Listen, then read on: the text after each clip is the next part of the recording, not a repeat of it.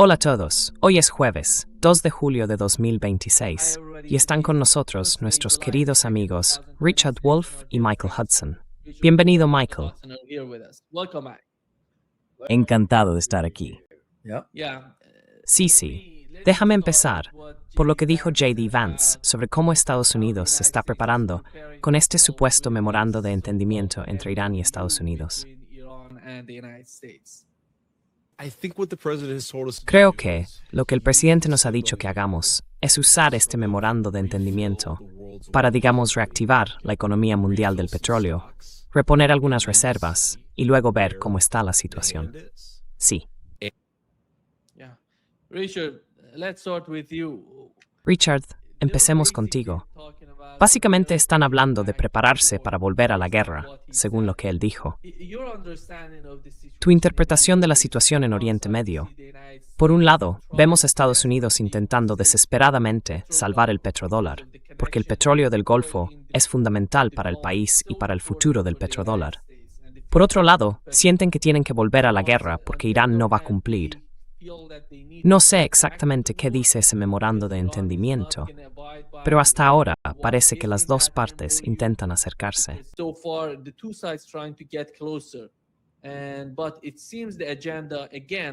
Pero parece que la agenda, una vez más, del lado iraní, ellos no se fían, no confían en Estados Unidos, porque estaban negociando con Estados Unidos, mientras en 2 ocasiones Estados Unidos decidió atacarlos. Primero Israel, en junio de 2025, junto con Estados Unidos. Luego, el 28 de febrero de 2026, Estados Unidos e Israel atacaron de nuevo mientras seguían negociando con Irán. Y hoy me da la impresión de que el mismo escenario se está repitiendo. ¿Cuál es tu interpretación, Richard, respecto a que Estados Unidos esté preparando su economía para una nueva ronda de guerra?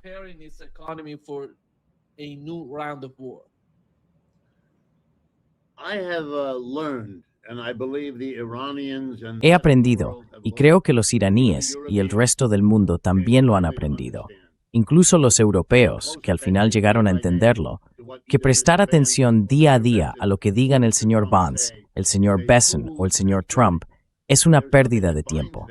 No hay nada que los ate.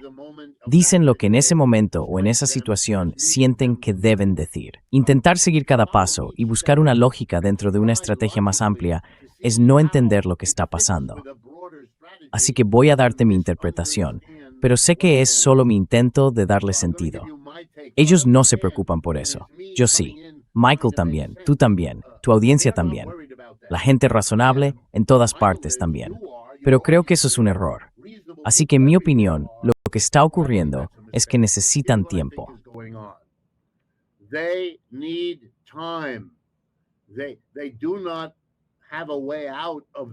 No tienen una salida al lío que han creado en Oriente Medio. Están perdiendo todo tipo de cosas en las que esperaban apoyarse, y ahora las están perdiendo. Esperaban controlar Irán, pero no son capaces de hacerlo. Querían seguir controlando el estrecho de Hormuz, permitiendo que el comercio libre pasara de un lado a otro por esa zona. Ya no pueden hacerlo. Pensaban que tenían a los estados del Golfo totalmente endeudados con Estados Unidos, fijando el precio del petróleo en dólares, manteniendo los dólares en bonos del Tesoro estadounidense y aceptando bases militares norteamericanas en Bahrein, Kuwait, los Emiratos Árabes Unidos y los demás. Pero todos esos países, incluso Arabia Saudí, están ahora negociando con los chinos y con otros para reducir la presencia estadounidense en sus territorios, para disminuir su dependencia.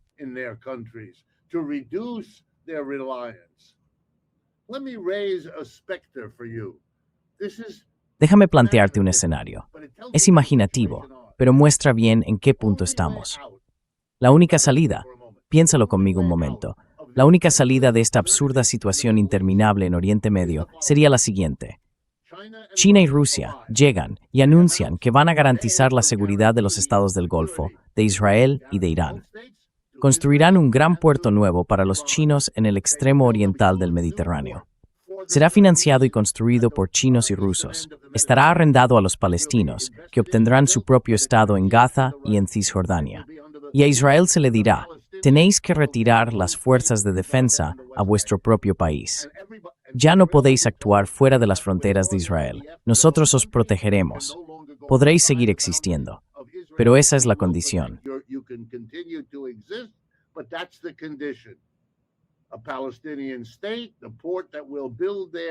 Un Estado palestino, el puerto que construiremos allí, y nosotros, Rusia y China, garantizaremos la seguridad de todos, mientras Irán controlará el estrecho de Hormuz.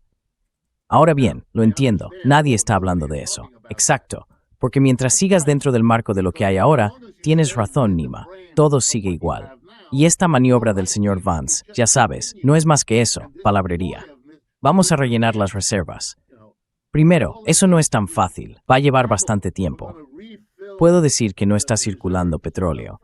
Y la forma más sencilla de darse cuenta de que no se está moviendo es mirar el precio del petróleo, que ha vuelto a subir en los últimos 2 días, cuando la gente se da cuenta de que un momento allí no hay mucho movimiento.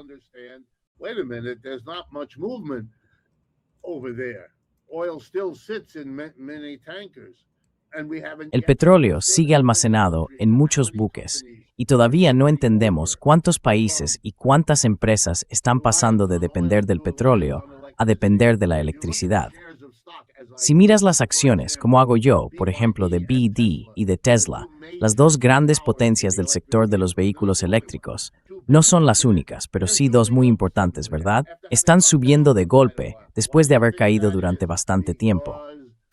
¿Y por qué crees que pasa eso? Porque el mercado de los vehículos eléctricos pinta cada vez mejor.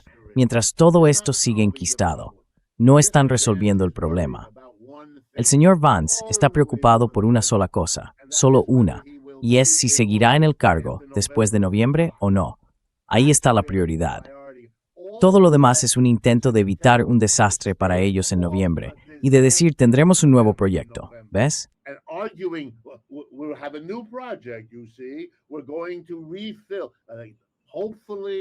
Vamos a reabastecer. Esperemos que eso les dé un poco más de tiempo.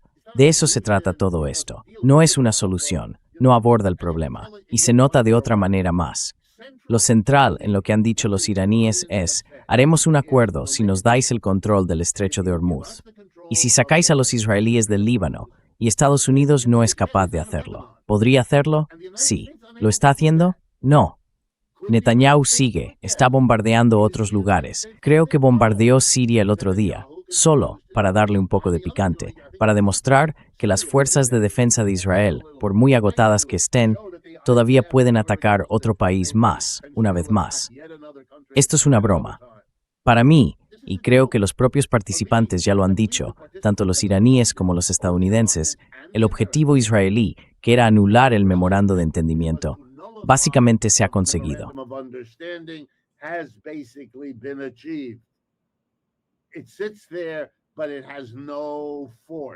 Está ahí, pero no tiene fuerza. Cada día, un lado o el otro lo malinterpreta. Basta. Esto es infantil. O lo haces o no lo haces. Está claro. Está claro que Estados Unidos no está dispuesto a cumplir lo que firmó que haría. El señor Trump firmó el documento y ahora hace lo mismo que ha hecho con otros compromisos. Hemos hablado, Michael incluso se ha puesto poético, sobre el derecho internacional que se tira por la ventana. Quiero recordarlo a todos, sé que insisto en ello, pero me sigue pareciendo increíble a día de hoy. El asesinato sistemático de pequeños grupos de personas en barcas en el Caribe y en el Pacífico, alrededor de América Latina. Sin juicio, sin abogado, sin juez, sin procedimiento, sin habeas corpus, sin nada. Simplemente los matan.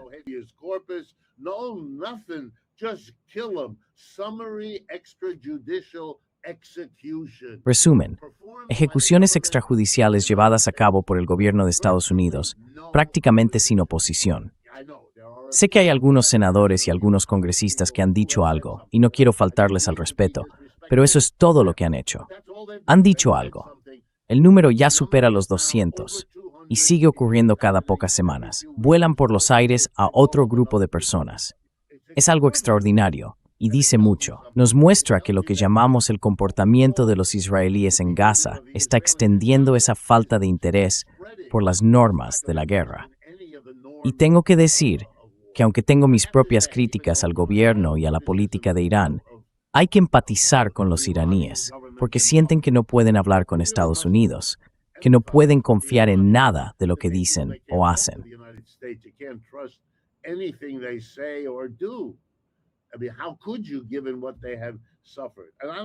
Quiero decir, ¿cómo podrían hacerlo después de todo lo que han sufrido? Y no me refiero solo a que mataran a sus negociadores durante las conversaciones, por grotesco que eso sea. Creo que otro funcionario israelí, en los últimos 2 o 3 días, hizo declaraciones sobre asesinar a los líderes actuales en Irak. Así que esto no se detiene. Es una mentalidad que tiene que llegar a su fin por algún medio. ¿Por cuál? Bueno, yo me imagino que los chinos y los rusos intervienen y básicamente le dicen al mundo entero que el intento de Estados Unidos y Europa de gestionar Oriente Medio, desde que tuvieron que renunciar a su poder colonial allí, ha sido un fracaso asombroso.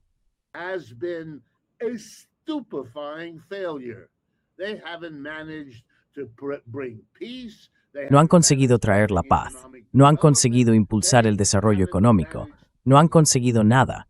Estamos más cerca de una guerra mundial por culpa de eso que en casi un siglo, o quizá más de un siglo. Eso es una medida del fracaso. Involucremos a los rusos y a los chinos y veamos si juntos pueden hacerlo mejor. Sé que todo esto está en mi imaginación, pero las imaginaciones que tenemos no son más que proyecciones de la realidad en la que vivimos. Y esa realidad moldea nuestra imaginación. Mi frustración, y la de una parte cada vez mayor del mundo, va a tener que encontrar una salida en algún momento. Y lo que acabo de hacer, en el terreno de la imaginación, es tan buen punto de partida como cualquier otro.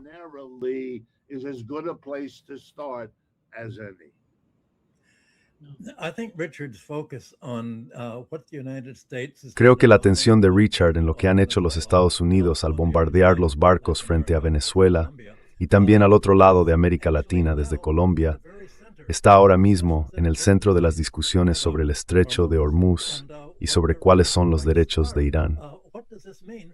¿Qué significa esto para el derecho del mar? Se ha hablado mucho de que lo que hace Irán al querer imponer peajes o sanciones va en contra de la Convención de las Naciones Unidas sobre el Derecho del Mar. Pero, desde el punto de vista de Irán, ese derecho del mar ya no existe. Todo empezó en Venezuela, con los ataques a los barcos, y ha seguido después con nuevas violaciones del derecho del mar en el Báltico, donde los países de la OTAN, Francia, Estonia y otros, están incautando petroleros rusos en esa ruta marítima.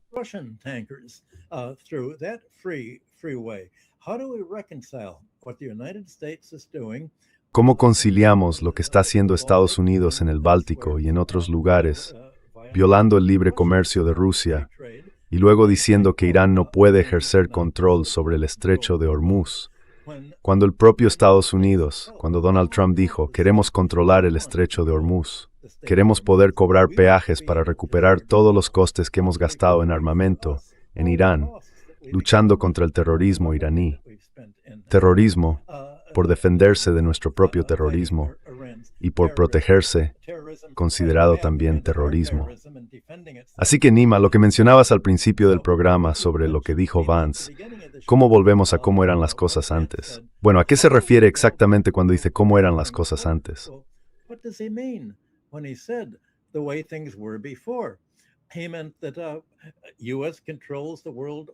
Quería decir que Estados Unidos controla el comercio mundial de petróleo y que impondrá sanciones a quienes comercien con Venezuela antes de la invasión estadounidense, con Rusia desde 2022 y antes con Irán.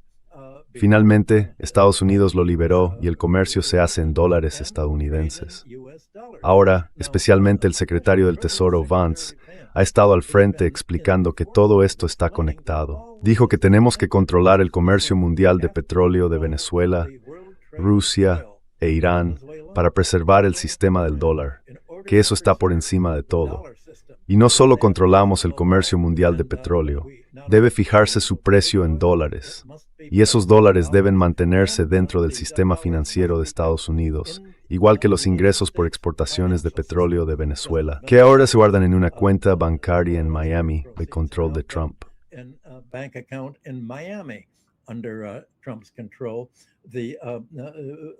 Vance and the U.S. authorities and Bessent Vance y las autoridades estadounidenses en Basant han dicho que si entregamos algún dinero a Irán bajo el memorando de entendimiento, procedente de los fondos que Estados Unidos ha confiscado o ha ordenado confiscar a sus aliados en los Emiratos, por ejemplo, entonces esos fondos deben invertirse en Estados Unidos, en dólares, y la mayor parte debe gastarse dentro del país. Y lo que él dijo fue, vamos a tener a nuestra gente en Doha, allí mismo. Dijo, cito, el Departamento del Tesoro de Estados Unidos tendrá personal en Doha supervisando esa transferencia, cómo se asigna el dinero, y un porcentaje muy alto se destinará a comprar productos alimentarios y medicinas estadounidenses.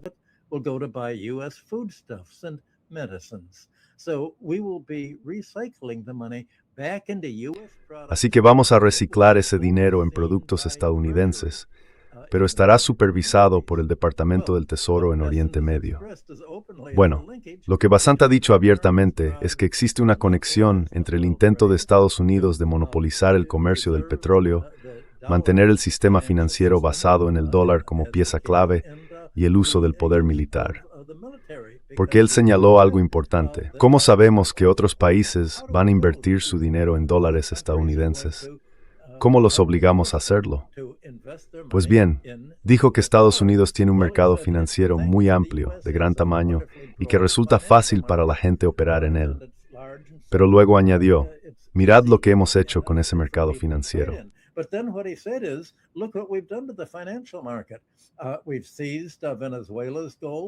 Hemos incautado el oro de Venezuela a través del Banco de Inglaterra y su dinero.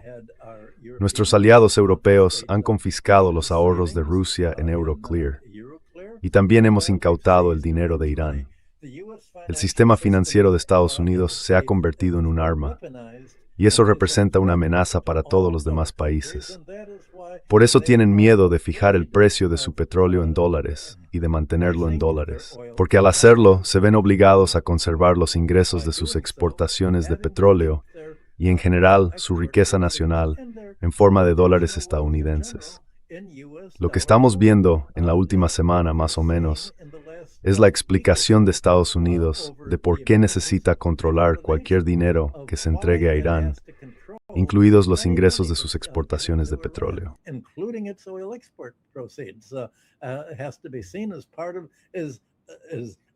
Hay que verlo como parte de lo que, como diría Richard, es el intento desesperado de Estados Unidos por mantener de algún modo los viejos tiempos. Es un poco como un anciano tullido recordando su juventud perdida. ¿No sería bonito volver a cómo eran las cosas antes? Pues bien, Irán dice que no puede volver atrás. Y la pregunta que queda abierta para el resto del mundo es, si no puede volver atrás, ¿cómo va a avanzar? E Irán dice que no puede avanzar bajo la actual ley del mar, que técnicamente no le permitiría cobrar peajes en el estrecho de Hormuz sin el acuerdo de Omán, que tiene el derecho de dejar pasar a la gente por sus aguas territoriales.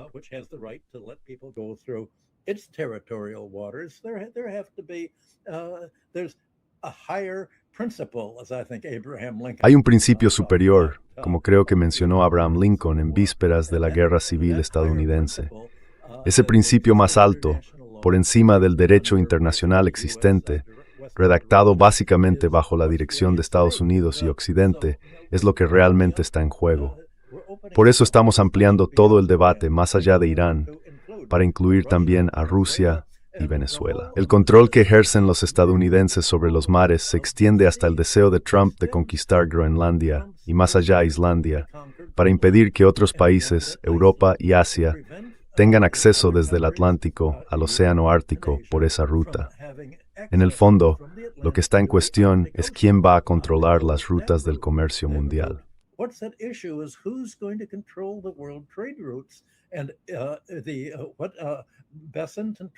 Y lo que Biden y Trump han dicho con total claridad es que si queremos mantener el control sobre otros países y sus economías, el control que necesitamos a través del comercio del petróleo, del sistema del dólar mundial y del comercio marítimo, tenemos que dominar Groenlandia, Islandia, el Báltico, el estrecho de Hormuz y otras zonas del mar. Por eso expulsaron a los inversores chinos de su posición en el Canal de Panamá. Esta es la gran declaración de guerra contra el resto del mundo, como si fuera realmente una guerra, una guerra no declarada, y otros países parecen desconcertados sobre qué hacer. Irán no ha dicho abiertamente que eso sea lo que hay detrás de sus acciones, pero creo que debería hacerlo. Debería hacer lo que hizo Abraham Lincoln, hablar de un poder superior. It should do what Abraham Lincoln did, talk about the higher power. If I could add, let me go back. Si me permites añadir algo, déjame volver una vez más a esos pescadores que acaban siendo arrasados por Estados Unidos. Antes de los últimos, no sé, 8 o 9 meses, más o menos, la Marina estadounidense, cumpliendo al menos en parte con la ley del mar a la que se refiere Michael, si tenía motivos para creer que un barco, grande o pequeño, estaba implicado en el tráfico ilegal de drogas, lo detenía, subía a bordo y lo inspeccionaba. Si encontraba el contrabando, se llevaba el barco y lo llevaba a un puerto, ya fuera un puerto estadounidense o el puerto del que había salido.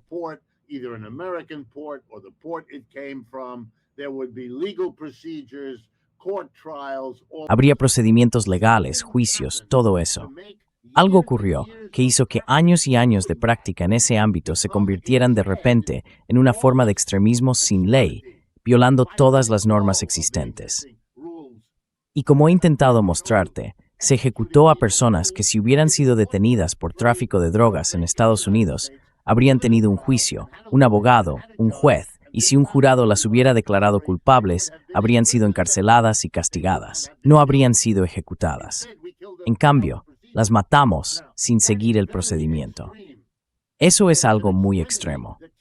Pero es una forma de extremismo que deja una lección. Cualquier país del Golfo que utilice sus ingresos en dólares, como hacen todos, y destine una parte importante de ellos a comprar valores emitidos por el Tesoro de Estados Unidos, corre el riesgo de que se produzca un cambio de procedimiento similar.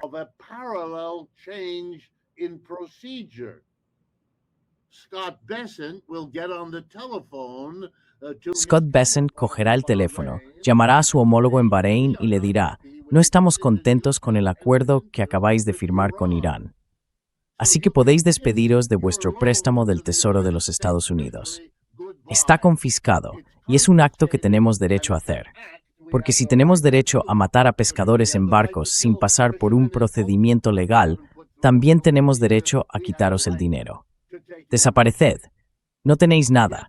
¿Qué van a hacer? Según las normas actuales, Estados Unidos podría decir: estamos, de hecho, en guerra con Bahrein porque han hecho un trato con Irán. Eso es, por cierto, lo que dijeron. Estamos, de hecho, en guerra con esos pescadores porque hay una guerra contra el narcotráfico.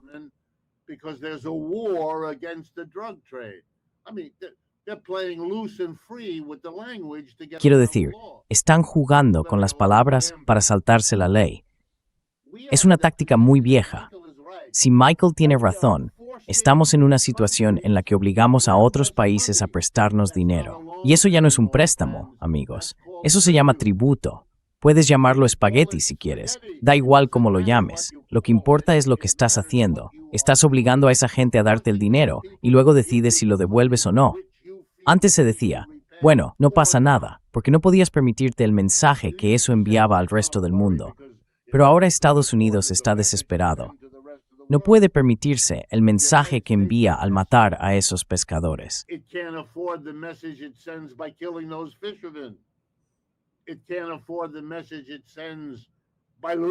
No puede permitirse el mensaje que enviaría si perdiera una guerra con Irán. Pero ¿qué opciones les quedan? Muy, muy pocas. Los países del Golfo se están dando cuenta de eso. Creo que el ministro de Exteriores de Arabia Saudí está ahora mismo en China o de camino allí. ¿Y por qué crees que puede ser? ¿De qué tienen que hablar exactamente los países del Golfo con China? La respuesta es liberarse de la influencia de Estados Unidos. Ese es su objetivo. Y no se incluye a Europa porque ya no es relevante. Están incluso más desesperados que Estados Unidos. ¿A quién le importa? A nadie le importa ya. Europa es un desastre. ¿Y de qué forma parte todo esto? Del declive del imperio occidental.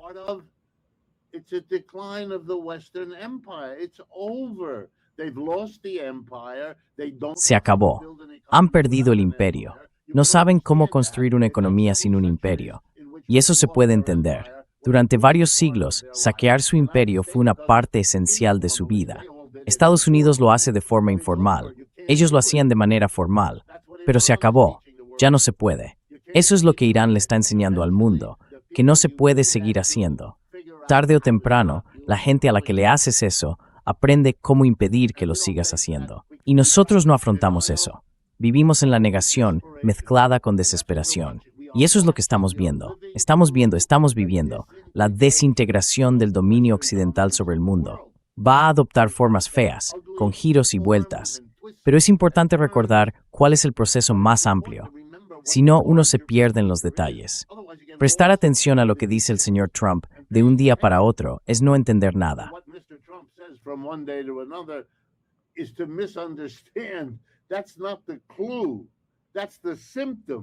Eso no es la pista, es el síntoma.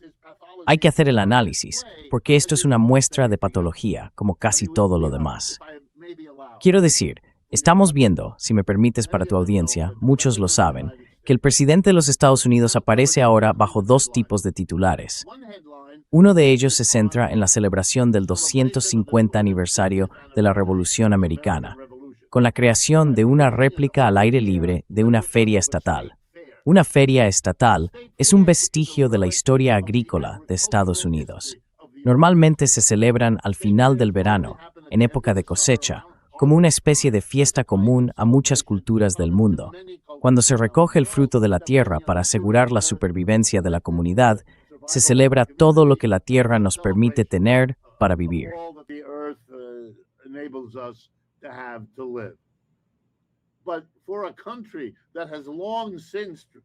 Pero para un país que hace ya mucho tiempo relegó la agricultura a 1, 2 o 3% de su sistema económico, somos una economía urbana, suburbana, industrial y de servicios. No hay una mejor forma de celebrar que con una especie de idea nostálgica, y claro, al hacerlo en pleno verano en lugar de en otoño, hace demasiado calor y nadie va. Hoy en Washington la temperatura está por las nubes. Las fotos de esta gran feria estatal la muestran vacía. Es una broma, no una realidad. Y el otro titular que tenemos hoy habla de la crisis de riqueza personal. El señor Trump consiguió manipular el mercado de las criptomonedas para ganar $1,000 millones, mientras sus propios inversores perdían su dinero a manos de él.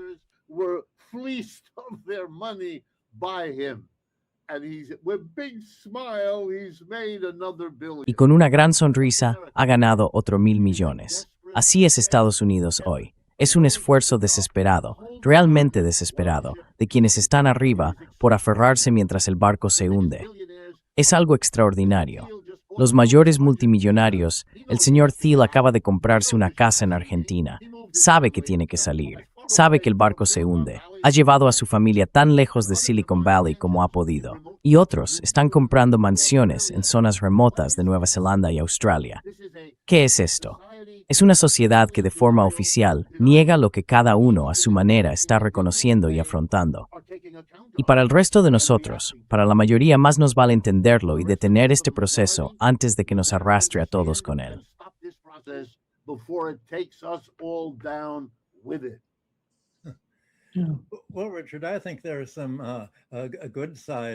Bueno, Richard, creo que hay un lado positivo, un aspecto apropiado en esta celebración de la Feria Estatal del 4 de julio. Se va a celebrar justo al lado del estanque lleno de algas, junto al monumento a Lincoln. Está lleno de algas porque Trump le dio el contrato para arreglarlo a un delincuente convicto que había sido socio suyo en sus tiempos del negocio inmobiliario. Y esto forma parte de sus recompensas a los amigos. Así que fue otro regalo, otra vez a costa de los contribuyentes, comprando apoyo a base de repartir contratos federales. A mí me suena toda una metáfora. Va a hacer calor, las algas van a oler mal y la gente va a estar marchando y respirando profundamente. Pero aparte de eso, creo que lo que has hecho es describir la dinámica general de todo esto, que es el contexto de lo que estamos viendo ahora mismo en Irán.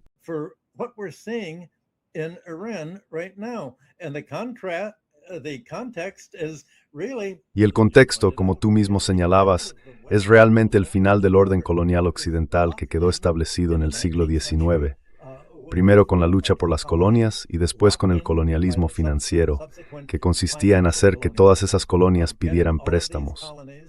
Luego, los países que se independizaron, desde Haití hasta Grecia, pasando por México, Egipto, Túnez o Brasil, todos esos países que se endeudaron, cayeron en crisis y descubrieron que las grandes potencias enviaban cañoneras para imponer el control de los acreedores sobre sus sistemas financieros, para tomar el control de sus finanzas y asegurarse de que los acreedores extranjeros cobraran.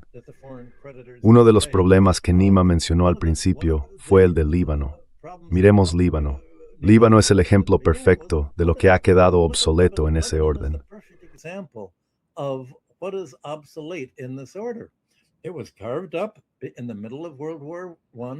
Fue dividido en plena Primera Guerra Mundial por los franceses y los británicos, que dieron a Francia el control sobre el Líbano. Pues bien, hacia la mitad de la Segunda Guerra Mundial, en 1943, cuando el Líbano estaba gobernado por el partido fascista maronita Falange, los franceses dijeron, bueno, ha llegado el momento de que seáis independientes y tengáis una nueva constitución que nosotros vamos a organizar. El jefe del Estado libanés debía ser siempre un cristiano maronita fascista, el segundo en el mando, un representante suní, y el presidente del Parlamento, el cargo menos importante, sería un chií. Los suníes y los cristianos libaneses se unieron y quisieron participar en la exterminación de los chiíes junto a Israel. Ahora, la población cristiana del Líbano ha caído en picado. Se han marchado.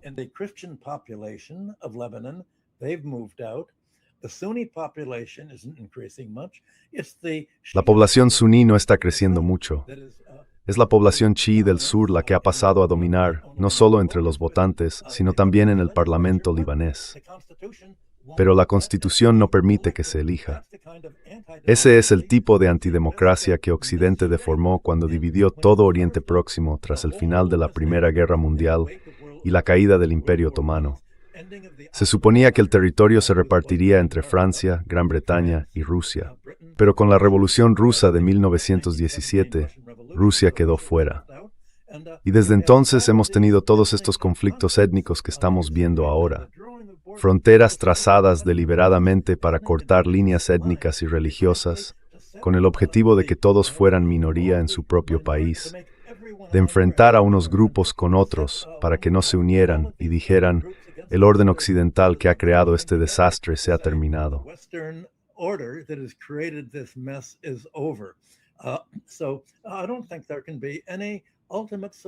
Así que no creo que pueda haber una solución definitiva a la lucha contra Irán sin básicamente reescribir la constitución iraní.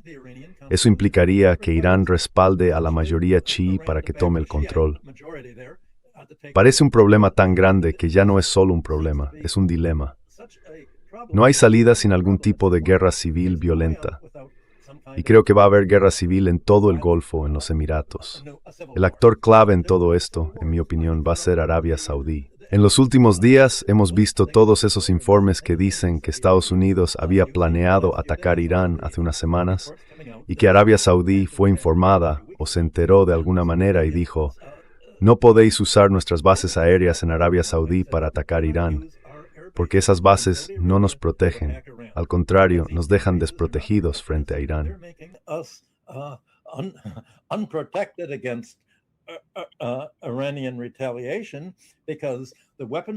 Represalias iraníes porque las armas que nos vendisteis no funcionan. Los misiles defensivos y el radar no nos protegen. Las armas de ataque no sirven. Tenemos que recurrir a Irán, Rusia y China para conseguir armas que sí funcionen. No vengáis aquí. Y según el informe del New York Times, los aviones de Trump tuvieron que dar la vuelta y no pudieron atacar a Irán. Muy distinta es la situación de los Emiratos con Dubái y los demás países. ¿Cuánto tiempo pueden los Emiratos, que han ligado todas sus esperanzas económicas a Estados Unidos y a sus mercados financieros, seguir siendo aliados de Estados Unidos y de Israel contra Irán, contra lo que en esencia se está convirtiendo en la mayoría global? No veo cómo se puede evitar una guerra civil desde el Líbano hasta los Emiratos como consecuencia de todo esto.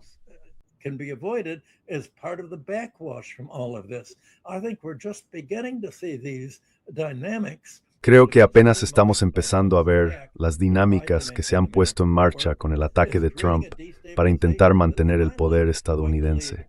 está generando una desestabilización que al final va a llevar no solo a la región de Asia Occidental, sino al mundo entero, a decir, realmente necesitamos crear una alternativa al orden de Estados Unidos. ¿Cómo lo vamos a hacer?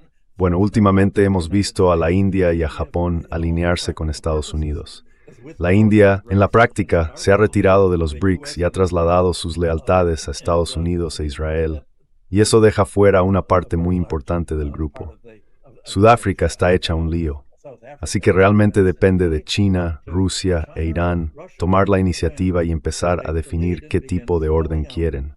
No veo mucho trabajo en ese sentido, y todo lo que Richard y yo podemos hacer es exponer cuál parece ser la lógica interna de todo esto.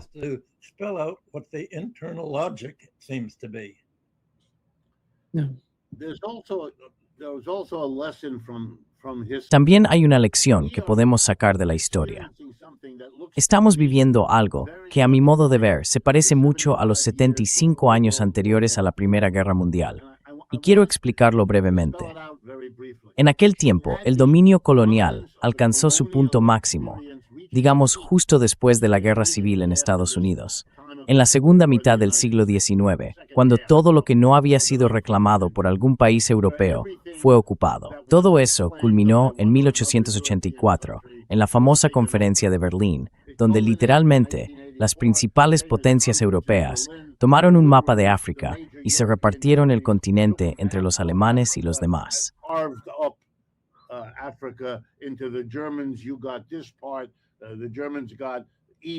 Tú te quedaste con esta parte. Los alemanes se quedaron con el este y el sur de África. Los franceses, sobre todo, con el oeste de África. Los británicos, prácticamente con todo lo demás, y así sucesivamente. ¿Y luego qué pasó? Una serie de explosiones. Algunas en el norte de África, otras en Oriente Medio y otras en el Lejano Oriente. ¿Y qué eran esas explosiones? Eran momentos en los que los imperios coloniales chocaban entre sí, cuando ambos tenían la vista puesta en un territorio que aún no estaba ocupado o cuyo control era algo inestable, de modo que otro podía intentar entrar. Y entonces había escaramuzas. Eran conscientes de ello, pequeños enfrentamientos militares de corta duración.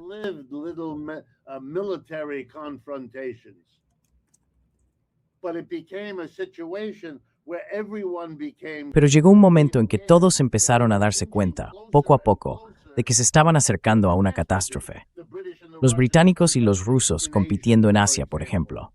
Cada uno, los rusos antes de su revolución, ¿verdad?, convirtiéndose en un imperio propio, sobre todo en Asia Central y en otras regiones. Y todo eso fue acumulándose hasta desembocar en una realidad aparentemente insignificante. El asesinato, por quién sabe quién, de un noble casi desconocido en Sarajevo, en los Balcanes. Y entonces todos van a la guerra. Pero esa guerra se había estado preparando durante los 75 años anteriores. Sabían con quién estaban aliados. Habían construido y reconstruido sus alianzas como parte del proyecto colonial.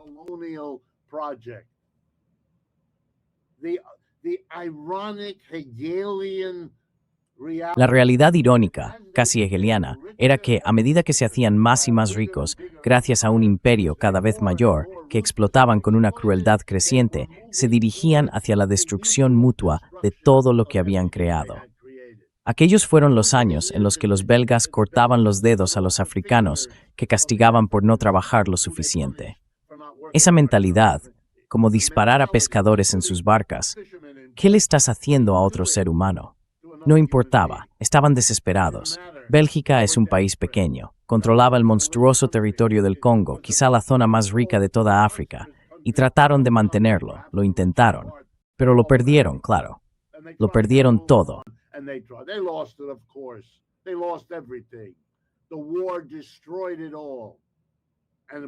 La guerra lo destruyó todo. Y cuando aún no habían terminado, tuvieron una Segunda Guerra Mundial, como si pudieran reescribir la historia. ¿Qué quería Adolf Hitler? Lebensraum, espacio vital. Una de las razones por las que les quitaron las colonias al final de la Primera Guerra Mundial fue que los vencedores, Francia, Inglaterra y Estados Unidos, se las quedaron para sí mismos, porque para eso era la guerra. No entendieron que se estaban destruyendo a sí mismos. No entendieron que estaban provocando a los alemanes a intentar recuperarlas. cosa que casi lograron en la Segunda Guerra Mundial, y así sucesivamente.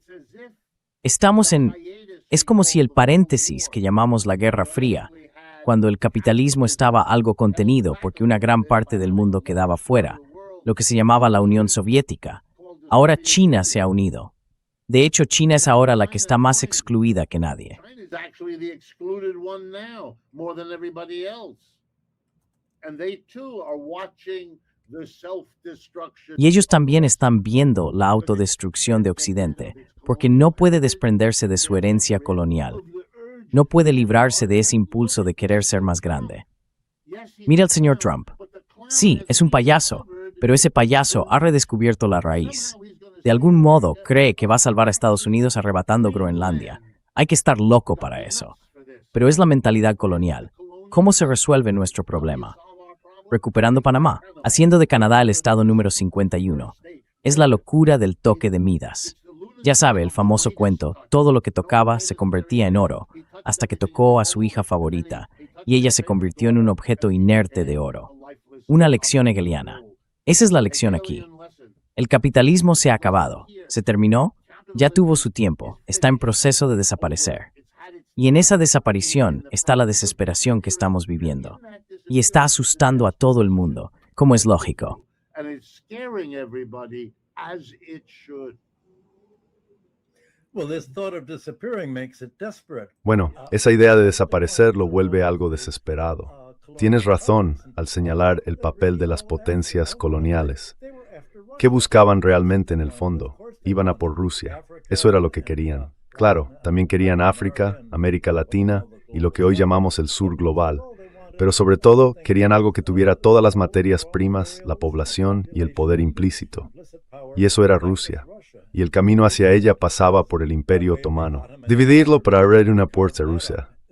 Esa Barlov Kitty Over, convertir todo eso en la línea definitiva. To be the ultimate European colony, all of this.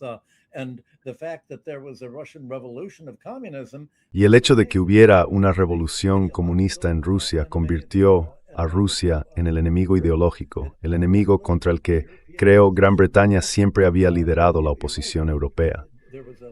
Tienes razón. Había una conexión entre los alemanes y los rusos, pero los británicos siempre estuvieron en contra, desde la guerra de Crimea, y lo estaban porque querían controlar a Rusia. Ese era el objetivo de la inversión británica en Persia. Lo primero que querían hacer los británicos en Persia era controlar los ferrocarriles. Y Persia, por su parte, se preocupaba. Bueno, si dejamos que los británicos tengan el ferrocarril allí, ¿qué pasa con Rusia? Pues Rusia también quería su ferrocarril. What about Russia? Well, Russia wanted its railroad. So Persia's role in all of this was to try to balance. Así que el papel de Persia en todo esto fue intentar equilibrar las presiones de Gran Bretaña, por un lado, y de Rusia desde el norte.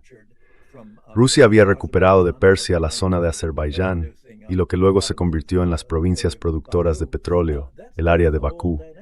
Esa es la dinámica que estamos viendo ahora. Y estamos viendo el final de ese mundo. Y como todavía existe el impulso de los países de la OTAN por atacar directamente a Rusia, no solo Ucrania se ha convertido en un campo de batalla para eso, sino que ahora vemos a Alemania y a la Unión Europea, especialmente a Francia, junto con el Reino Unido, hablando de fabricar misiles y diciendo, ahora nuestros misiles pueden llegar al interior de Rusia. Entonces, ¿en qué nos estamos concentrando realmente? Deep into Russia, and what are we concentrating on? We're concentrating on Russia's refineries. If we can Nos estamos concentrando en las refinerías de Rusia. Si conseguimos impedir que Rusia produzca petróleo, entonces, habiendo ya conquistado Venezuela, Estados Unidos estaría bloqueando y destruyendo la capacidad petrolera rusa. El New York Times fantasea con largas colas para conseguir gasolina en Rusia, con la gente sin poder repostar. Y después podrían controlar Irán como el último paso para dominar por completo la OPEP de Asia Occidental. Entonces, Estados Unidos podría convertir el comercio del petróleo en un arma, volver a usar el dólar como herramienta de poder y, en esencia, convertirse en la potencia colonial dominante en todo el mundo, utilizando a sus satélites de la OTAN para repartirse Rusia e Irán, igual que las potencias coloniales europeas se repartieron África y América Latina. carved up Africa, and Latin America. Sabes, ha habido momentos en la historia de Alemania que he estudiado durante casi mi vida. Hubo momentos en esa historia en los que las fantasías eran muy parecidas. Existía algo que se llamaba el proyecto del ferrocarril Berlín-Bagdad. Eso fue que lo cambió. Eso fue lo que consolidó la oposición británica. Exacto. Y hay un libro magnífico, por si a la gente le interesa, escrito creo por un estadounidense, aunque quizá fuera británico, llamado Herbert Feiss, F.I.S., titulado Europa, el banquero del mundo. Es uno de los mejores libros jamás escritos, porque describe con gran claridad la lucha de las principales potencias europeas, con especial atención al Oriente Medio, y cómo pelearon y se desarrollaron hasta llegar a la destrucción mutua de las dos guerras mundiales. Su interés se centraba en el periodo previo a la Primera Guerra Mundial, pero es, literalmente, como un manual de lo que estamos viendo hoy. Y había dos ideas o fantasías que quizá te resulten curiosas.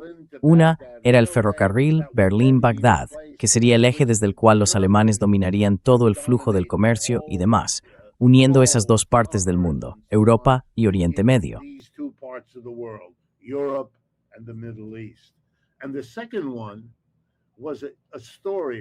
Y la segunda era una historia que recuerdo que me contó mi madre. Mi madre nació en Berlín y mi primer idioma es el alemán. Y estas eran las historias. Los fabricantes alemanes promovían una idea entre la gente. Imaginar lo rentable que sería si lograran convencer a todo el mundo en China de cepillarse los dientes, porque entonces Alemania podría fabricar los cepillos para esos millones y millones de personas. Era una fantasía, como acaba de decir Michael, igual que la fantasía de Rusia con sus materias primas. Pero la ironía es que Rusia no necesita invadir Europa Occidental, a pesar de la histeria de sus dirigentes. Tiene toda Siberia. Es el país más grande del mundo. No ha desarrollado nada de eso. Si necesita Lebensraum, ya lo tiene. Es una población pequeña en un país inmenso, justo al lado de China, población enorme en un país pequeño.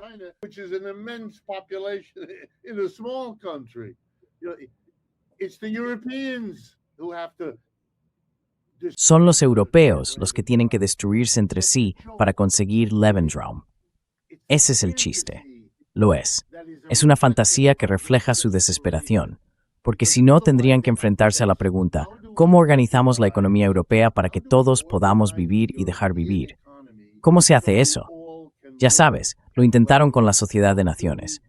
Lo intentaron otra vez con las Naciones Unidas. Después de las dos guerras mundiales terribles, tuvieron una idea, pero nunca la llevaron a cabo. Antes de la Segunda Guerra Mundial, Alemania, Italia y Japón se retiraron de la Sociedad de Naciones. ¿Y qué vemos ahora? Que Estados Unidos se ha retirado, de hecho, de las Naciones Unidas. Es el mismo juego repitiéndose. Y esta vez no tenemos excusa para no saber cómo funciona, porque ya lo hemos vivido dentro de la memoria de personas que aún siguen con vida.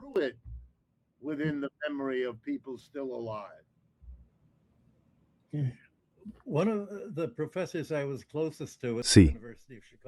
Uno de los profesores con los que tuve más relación en la Universidad de Chicago, cuando estudiaba mi carrera en Historia y Filosofía Alemana, fue el profesor Jowett, que fue quien tradujo al inglés el libro de Clausewitz de la guerra. Y sus clases sobre historia alemana se centraban precisamente en el ferrocarril Berlín-Bagdad, que según él fue lo que llevó finalmente a Gran Bretaña a decir, esto nos va a dejar fuera. No podremos dominar el Próximo Oriente, ni hacer la guerra a Rusia como parte de nuestro intento final de absorber el Imperio Otomano, dejando a Francia unas migajas, como el Líbano. Y por cierto, sobre la esperanza de su empresa alemana de fabricar cepillos de dientes, mis amigos arqueólogos señalan que los cepillos de dientes se inventaron en China, hechos con cerdas de cerdo. Así que, como se suele decir, es como llevar carbón a Newcastle.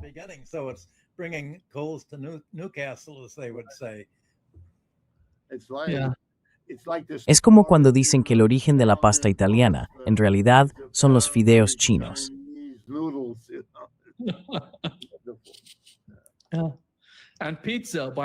Y la pizza, por cierto. Las raíces de la pizza no vienen de Italia.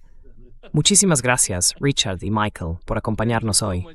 Un verdadero placer, como siempre. Great pleasure, as always. Yeah, today we're very interesting in Sí, hoy nos interesa mucho dejar que la imaginación nos provoque. Puede ser una forma muy útil de afrontar estos temas y de no quedar atrapados en los altibajos del señor Barnes.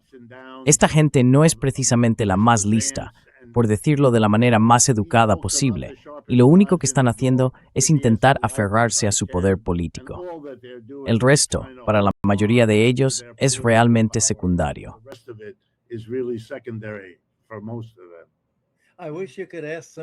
Ojalá pudiera contarles a algunos de tus especialistas militares, que invitas tan a menudo, y también a tus expertos en Irán, qué prevén en todo esto. Pídeles que usen schemas piolas pensar norte nepat qué tipo de nuevo orden interna surgir de aquí. Yeah. Sí, claro, voy a hacerlo. Gracias. Thank you. Muy bien. Bye bye. Gracias.